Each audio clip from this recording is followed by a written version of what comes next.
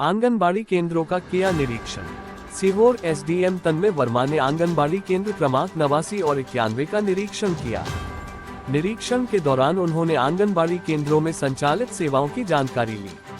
उन्होंने बच्चों की उपस्थिति, बच्चों को मिलने वाला नाश्ता, मध्याह्न आदि के वितरण की स्थिति देखी। उन्होंने बच्चों को दिए जाने वाले मध्याह्न भोजन की गुणवत्ता भी परखी। उन्होंने बच्चों का वजन, ऊंचाई और पोषण का रिकॉर्ड देखा। उन्होंने बच्चों से भी चर्चा की और कुछ समय बच्चों के साथ बिताया। सीडीपीओ ने आंगनबाड़ी केंद्रों का किया निरीक्षण। गुणवत्तापूर्ण पोषाहार नहीं बनाए जाने पर सेविका व सहायिका को लगाई फटकार। बाल विकास परियोजना पदाधिकारी रजनी गुप्ता शुक्रवार को प्रखंड क्षेत्र के अमहा पंचायत के विभिन्न आंगनबाड़ी केंद्रों का निरीक्षण किया। बाल विकास परियोजना पदाधिकारी रजनी गुप्ता शुक्रवार को प्रखंड क्षेत्र के अमहा पंचायत के विभिन्न आंगनबाड़ी केंद्रों का निरीक्षण किया। निरीक्षण के दौरान उन्होंने कई आंगनबाड़ी केंद्रों पर नियमानुकूल केंद्र संचालन नहीं देख नाराजगी जताई, साथ ही सुधार को कहा। वहीं प्रधानमंत्री मातृ वंदना योजना व मुख्यमंत्री कन्या उत्थान योजना का डाटा कलेक्ट कर पोषण ट्रैकर पर अपलोड करने का निर्देश दिया। इस दौरान उन्होंने मॉडल केंद्र सहित पंचायत के आंगनबाड़ी केंद्र संख्या 96, 97, 98, 102 व 200 का निरीक्षण किया। इसमें सभी केंद्रों की साफ सफाई, पोषाहार, बच्चों की उपस्थिति, बच्चों का वजन, ग्रोथ चार्ट पंजी सहित अन्य पंजियों का गहन निरीक्षण किया, साथ ही आवश्यक निर्देश दिया। मौके पर कई केंद्रों पर साफ सफाई की कमी और गुणवत्तापूर्ण पोषाहार नहीं बनाए जाने के कारण सेविका व सहायिका को कड़ी फटकार लगाते हुए सुधार का निर्देश दिया। अगली निरीक्षण में किसी भी केंद्र त्रुटि पाए सीधे कार्रवाई करने की बात कही। उन्होंने सहायिका से कहा, केंद्र पर बच्चे आने से पूर्व ही साफ सफाई होनी चाहिए।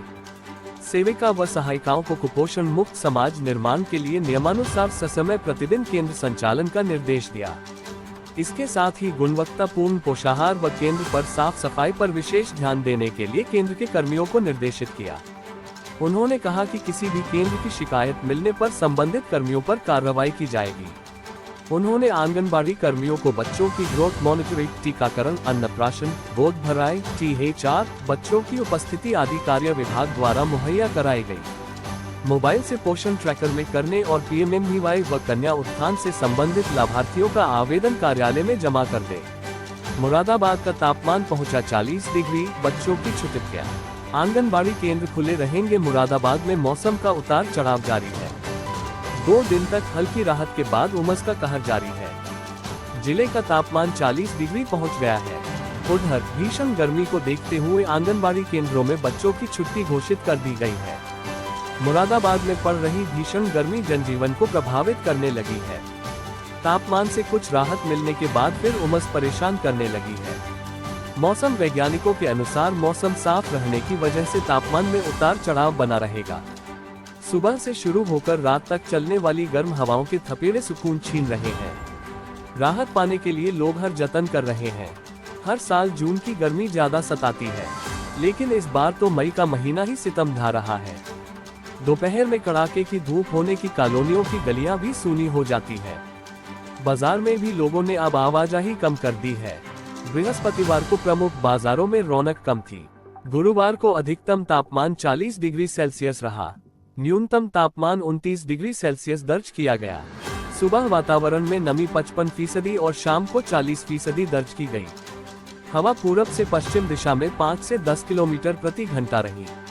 पंतनगर विश्वविद्यालय के मौसम वैज्ञानिक डॉक्टर R.K. सिंह का कहना है कि पूरब दिशा से चलने वाली हवा और रात के तापमान की बढ़ोतरी की वजह से उमस हो रही है। आने वाले दिनों में मौसम साफ है। स्थानीय स्तर पर बारिश के आसार नहीं है, इसलिए तापमान में भी बढ़ोतरी हो सकती है। गर्मियों की छुट्टियों में आंगनबाड़ी केंद्र खुले रहेंगे। DM ने आंगनबाड़ी केंद्रों पर उपस्थित होने वाले 0-3 वर्ष से 0-6 वर्ष आयु के बच्चों को तेज धूप होली के प्रकोप से बचाने के लिए सभी केंद्रों पर 15 जून तक ग्रीष्मकालीन अवकाश घोषित करने के निर्देश दिए हैं। ग्रीष्मकालीन अवकाश अवधि में सभी आंगनबाड़ी केंद्र खुले रहेंगे। DM मानवेंद्र सिंह ने बताया कि जिले के सभी प्राथमिक एवं उच्च प्राथमिक विद्यालय 20 मई से 15 जून तक ग्रीष्मकालीन अवकाश के कारण बंद रहेंगे। प्राथमिक विद्यालयों एवं उच्च प्राथमिक विद्यालयों में अधिकांश आंगनबाड़ी केंद्रों का संचालन हो रहा है।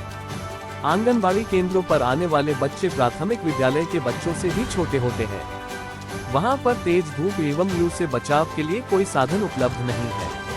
इस कारण केंद्रों पर उपस्थित होने वाले 0-3 वर्ष से 0-6 वर्ष आयु के बच्चों को तेज धूप व लू के प्रकोप से बचाने के लिए सभी आंगनबाड़ी